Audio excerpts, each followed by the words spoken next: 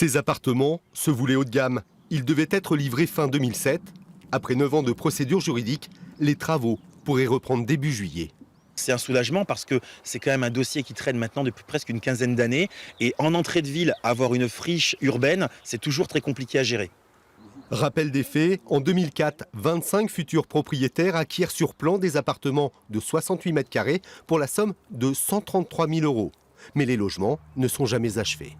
Ben moi, c'est le dernier que j'ai fait après, puisque après je suis parti en retraite. Mais en fait, c'est la première fois que je jouais un chantier comme ça, quoi. Moi, j'ai eu tout. J'ai eu des marchands de voitures qui sont venus en tant qu'électricien. J'ai eu des gens qui parlaient que le russe. C'était absolument pas possible de travailler comme ça, quoi. Incompétence, matériaux défectueux, ouvriers impayés, les travaux se révèlent truffés de malfaçons. C'est un chantier neuf, mais à rénover de partout. Il n'y a rien de niveau. C'est tour de piste. Les marches, c'est mal fait. Quand ils posaient le carrelage, les joints, ils partaient de 2 mm, ils arrivaient à l'autre bout, ils faisaient 2 cm. D'autres particuliers, également victimes de malfaçons, ont toutefois pu emménager dans des logements identiques en 2008.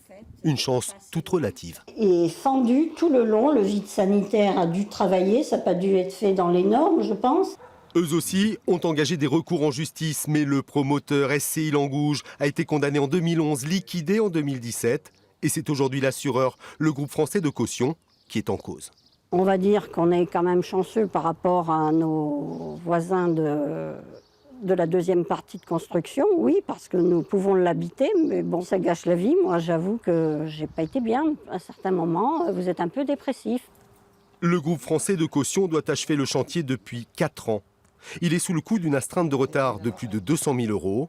Mais ici, selon leur avocat, les 25 propriétaires lésés restent dubitatifs quant à la prochaine reprise des travaux, déjà annoncée en 2015 et 2018.